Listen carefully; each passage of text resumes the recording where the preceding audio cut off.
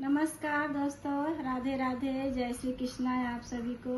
मैं संगीता पांडे अपने चैनल पे आप लोग का स्वागत करती हूँ। आशा करती हूँ आप लोग ठीक होंगे। मैं तो बिल्कुल ठीक हूँ। मैं एक बहुत सुंदर भोलेनाथ का शिव चर्चा गीत सुना रही हूँ और अच्छा लगेगा तो लाइक से सब्सक्राइब ज़रूर करिएगा और कमेंट में बताइएगा आप लोग कैसा लग रहा है। हर हर महादेव। और पूरा सुनेंगे तभी अच्छा लगेगा, पूरा सुनिएगा। आप लोग को सुना रहे हैं।